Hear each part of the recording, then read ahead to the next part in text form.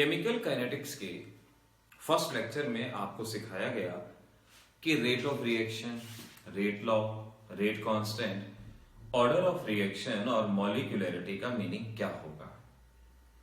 आइए अब जानते हैं इंटीग्रेटेड रेट लॉ एक्सप्रेशन किस तरह से एक्सपेरिमेंटली हम ऑर्डर ऑफ रिएक्शन वगैरह और डिफरेंट टाइप की कैलकुलेशंस को सॉल्व करते हैं।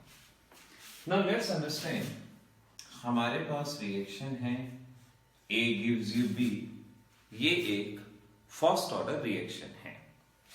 फर्स्ट ऑर्डर रिएक्शन के लिए रेट ऑफ रिएक्शन हम लिख सकते हैं minus delta A by delta T, ऐसे लिखा जा सकता है, या इसी को हम dA बाई dt ऐसे भी लिख सकते हैं, जैसा कि आपने पिछले लेक्चर में सीखा है।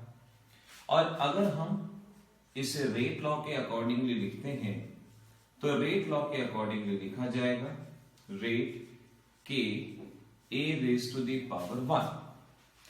ये रेट एक्सप्रेशन और ये रेट लॉ एक्सप्रेशन, इस तरह से हम रेट लिख सकते हैं। दोनों ही टर्म रेट के बराबर हैं, दोनों को इक्वेट करें तो बनेगा minus D A by D T is equal to k A. इस तरह से कंसंट्रेशन को इधर ही ले आए हम तो हमारा एक्सप्रेशन इस तरह से बन सकता है, ऐसे इसको लिखा जा सकता है। माइनस का साइन इधर जा सकता है और ये expression D A upon A minus के डी टी, इस ए को भी हम इस तरह से लिख सकते हैं। नाउ ऑन इंटीग्रेशन, अब आपको इसका इंटीग्रेशन करना है। अब इंटीग्रेशन आप जानते हैं इतनी टर्म का किया जाएगा, लिमिट लगा दी जाए, टाइम अगर 0 है कंसंट्रेशन ए नॉट, टाइम अगर t है कंसंट्रेशन a, इस तरह से हमने इसका इंटीग्रेशन किया। और जब इसका इंटीग्रेशन कर दिया जाएगा तो ये कुछ ऐसे रहेगा, a naught a minus k t 0 to t और final minus initial ln a minus ln a naught is equal to minus k T.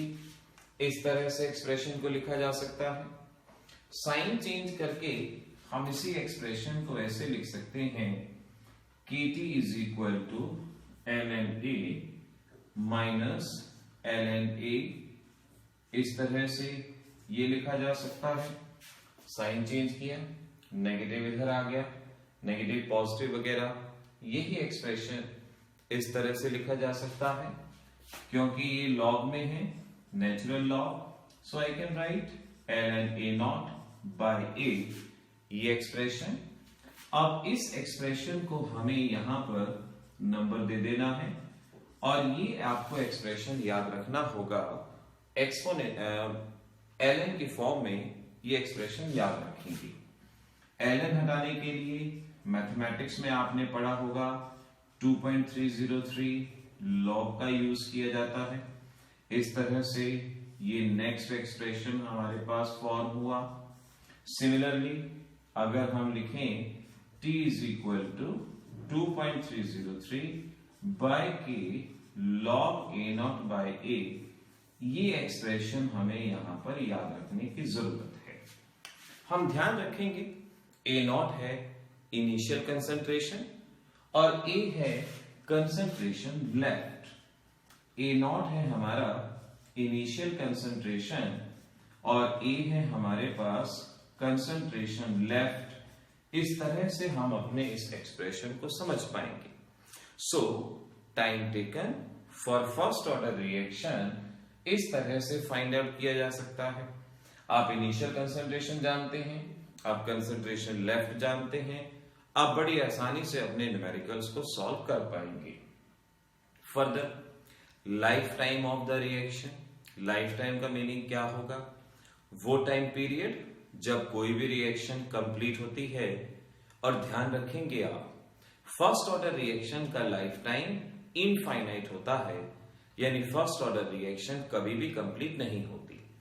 अगर मैं आपसे पूछूं कि रेडियो एक्टिव रिएक्शन क्या कंप्लीट होती हैं, तो आपको बताया गया था कि जितनी भी रेडियो एक्टिव रिएक्शन है सभी फर्स्ट ऑर्डर रिएक्शन है और फर्स्ट ऑर्डर रिएक्शन कभी भी कंप्लीट नहीं होती। सो रेडियो एक्टिव रिएक्शन कभी भी कंप्लीट नहीं होती, ये भी ध्यान रखेंगे। एक और टर्म यहां से सीखेंगे, हाफ लाइफ पीरियड या हाफ लाइफ किसे कहा जाता है। हाफ लाइफ का मतलब हमें मालूम रहे, वो टाइम जब हाफ रिएक्शन हो जाए, वो टाइम जब हाफ रिएक्टेंट कंज्यूम हो जाए, या वो टाइम जब हाफ प्रोडक्ट बन जाए, उसे हाफ लाइफ पीरियड कहा जाएगा। यानी अगर हमारे पास A0 इनिशियल कंसंट्रेशन है तो कंसंट्रेशन लेफ्ट कितना रहेगा, इनिशियल का हाफ। जब इनिशियल हाफ में रह जाए उसे हाफ लाइफ पीरियड कहते हैं। अब इन वैल्यूज को अगर मैं इक्वेशन नंबर 5 में पुट करूं तो ये बनेगा T इज इक्वल टू 2.303 के लॉग A0 बाई 2, क्योंकि कंसंट्रेशन लेफ्ट इनिशियल का हाफ है, हाफ लाइफ पीरियड है तो हम इसे T हाफ से भी रिप्रेजेंट कर सकते हैं। A0 से A0 कैंसिल हुआ, so I can write T half 2.303 k log 2, और log 2 आपको याद होना चाहिए 0.3010, और इस तरीके से 2.303 के 0.3010 और T half is equal to 0.693 by k, ये एक्सप्रेशन हमारे पास आ जाएगा। तो ऐसे हम ये पता लगा सकते हैं कि हाफ लाइफ पीरियड क्या है। हाफ लाइफ पीरियड के एक्सप्रेशन में ध्यान रखने वाली बात है, कोई भी कंसंट्रेशन टर्म नहीं है। So we can say T half of first order reaction is independent on initial concentration. ऐसे ही अगर आपसे कहा जाए T 75% निकालना है, T 75% का मीनिंग हुआ वो टाइम पीरियड जब 75% रिएक्शन कंप्लीट हो जाए, या इसे हम T3/4 भी कह सकते हैं। सो वो टाइम पीरियड जब 75% रिएक्शन कंप्लीट हो जाए या 3/4 रिएक्शन कंप्लीट हो जाए। कैसे करेंगे, A0 इनिशियल कंसंट्रेशन रहेगी। नाउ कंसंट्रेशन लेफ्ट कितना हो जाएगा, अगर मैं कहता हूं 75% रिएक्शन हो जाए तो अमाउंट कितना बचेगा, 25। तो अगर मैं सपोज इनिशियल कंसंट्रेशन को 100 मान लो, 75% रिएक्शन होने के बाद कितना बचेगा, 25। और इस तरह से एक्सप्रेशन बन सकता है T75 2.303 k log 100/25। Further solve कर दें, 2.303 के log 4, और log 4 की वैल्यू हम जानते हैं, हमें याद होनी चाहिए 0.6020, और इस तरीके से T half T75% find out किया जा सकता है। अगर आपको T 90% कहना हो तो जब 90% रिएक्शन कंप्लीट हो जाए लेफ्ट कितना होगा, 10।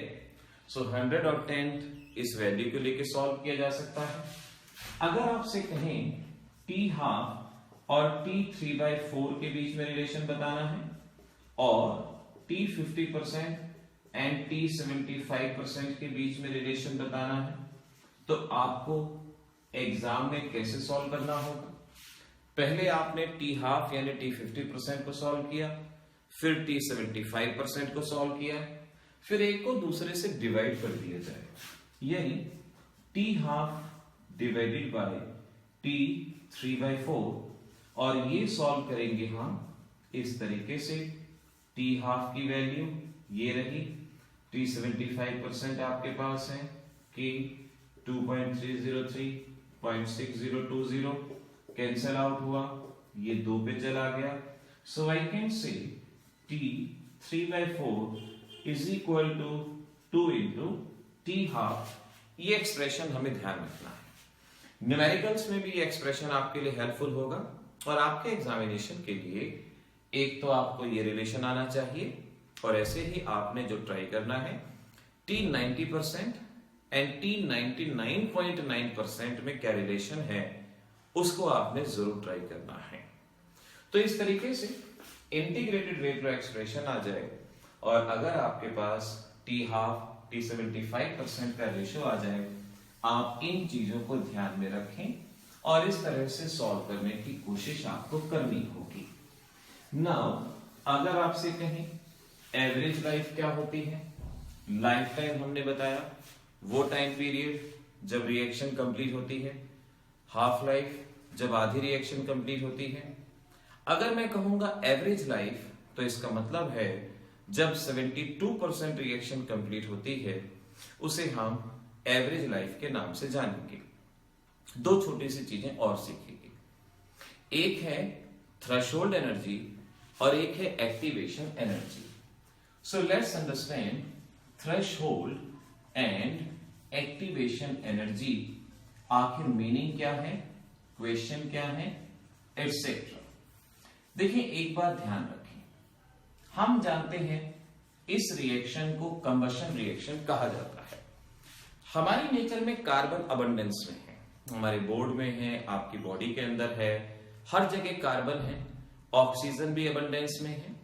इसका मतलब ये हुआ जब ये दोनों चीजें हैं तो इनमें रिएक्शन हो जानी चाहिए, लेकिन आप जानते हैं ऐसा नहीं होता। इसका मतलब ये हुआ कि दो सब्सटेंसेस को रिएक्ट करने के लिए एक मिनिमम अमाउंट ऑफ एनर्जी की जरूरत है। ये दोनों के दोनों आपस में रिएक्ट नहीं करेंगे, लेकिन अगर इसमें एक बार आप माचिस से आग लगा देंगे तब ये रिएक्शन होना शुरू हो जाएगी। तो हम कहेंगे किसी भी रिएक्टेंट को प्रोडक्ट में बदलने के लिए एक मिनिमम अमाउंट ऑफ एनर्जी की जरूरत होती है और इस मिनिमम अमाउंट ऑफ एनर्जी को थ्रेशोल्ड एनर्जी और एनर्जी बैरियर कहा जाता है। सो थ्रेशोल्ड एनर्जी और energy barrier, minimum amount of energy for the reaction. ध्यान रखें, अब रिएक्टेंट के पास इतनी एनर्जी नहीं है तो वो प्रोडक्ट में नहीं बदलेगा। यही कारण है कि रिएक्शन अपने आप नहीं होती। आपसे पूछें अगर बताओ एनर्जी बैरियर की इंपॉर्टेंस क्या है, अरे सब कुछ तो इंपॉर्टेंस इसी की है। आप खड़े हैं, आपकी बॉडी के अंदर कार्बन है, फिर भी कंबशन नहीं हो रहा क्योंकि इतनी एनर्जी नहीं है। हमारी धरती पे फ्यूल है, वो फ्यूल खत्म नहीं हो रहा। अगर एनर्जी बैरियर ना होता तो फ्यूल का कंबशन ऑटोमेटिकली हो जाता। तो इसी एनर्जी बैरियर की वजह से फ्यूल का कंबशन नहीं होता। अगर एनर्जी बैरियर ना होता तो सभी मेटल का कोरोजन हो जाता, वो कोरोजन नहीं होता क्योंकि एनर्जी बैरियर वहां पे प्रेजेंट है। तो एनर्जी बैरियर की इंपॉर्टेंस पे अगर क्वेश्चन कहें तो आप इसी तरह से एक्सप्लेन करेंगे। अब इसके पास एनर्जी नहीं है, आपको बाहर से एनर्जी सप्लाई करनी पड़ेगी और बाहर से सप्लाई की गई इस एनर्जी को एक्टिवेशन एनर्जी कहा जाता है।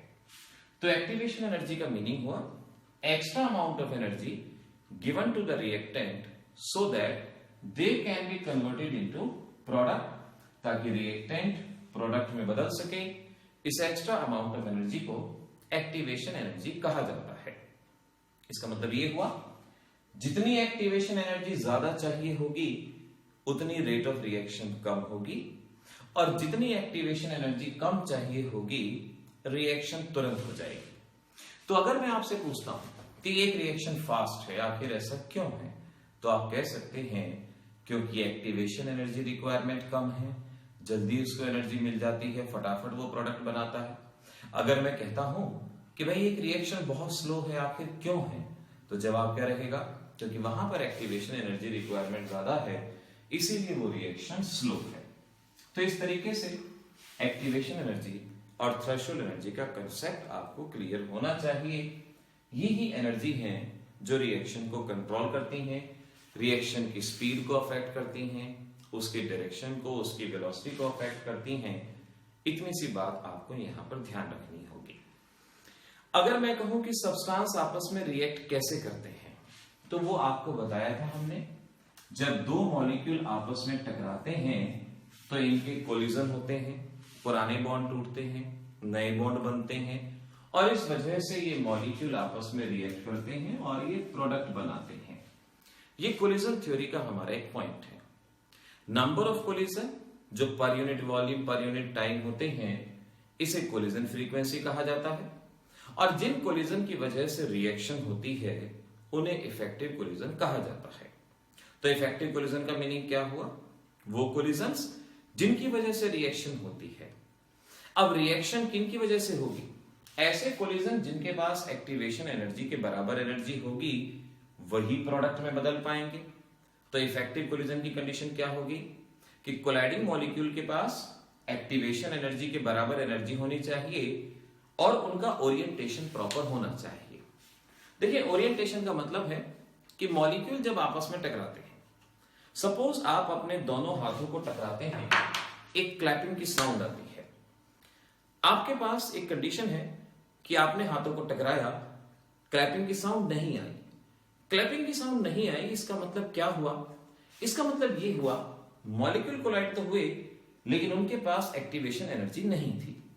एक्टिवेशन एनर्जी नहीं थी, साउंड नहीं आई और इस वजह से रिएक्शन नहीं हुई। और एक बार ऐसा हुआ कि एनर्जी तो आपने बहुत लगाई, बहुत एनर्जी से हाथों को टकराया, लेकिन इस तरह से टकरा दिया, इस तरह से टकरा दिया, इस तरह से कोलाइड कर दिया। यानी इसका मतलब क्या हुआ? ओरिएंटेशन प्रॉपर नहीं था। अगर आपका ओरिएंटेशन ऐसे होता तो क्लैपिंग की साउंड आती, क्लैपिंग की आवाज आती, लेकिन आपका ओरिएंटेशन प्रॉपर नहीं था। तो एक क्वेश्चन आपसे पूछा जाता है कि कोलिजन हमेशा इफेक्टिव क्यों नहीं होते? तो आपका जवाब क्या रहेगा? नंबर 1, कई बार उनकी एनर्जी एक्टिवेशन एनर्जी के बराबर नहीं होती, और नंबर 2, उनका ओरिएंटेशन प्रॉपर नहीं होता, इस वजह से कोलिजन इफेक्टिव नहीं होते। तो इस लेक्चर में हमने कुछ डेरिवेशन सीखे, उसके न्यूमेरिकल आपने अपने आप करने हैं। उसके न्यूमेरिकल जो भी एनसीईआरटी में गिवन है आप ट्राई करें, बड़े आसान से क्वेश्चन हैं। और थ्योरी के बेसिस पे एक्टिवेशन एनर्जी वगैरह पे जो भी क्वेश्चन आ सकता है वो आपको बताया गया है। उनको अपनी कॉपी में नोट करें, उसके शॉर्ट नोट बनाएं, उनको याद करें। इसके नेक्स्ट लेक्चर के अंदर हम सीखेंगे अर्हीनियस इक्वेशन और उससे कंसर्न न्यूमेरिकल।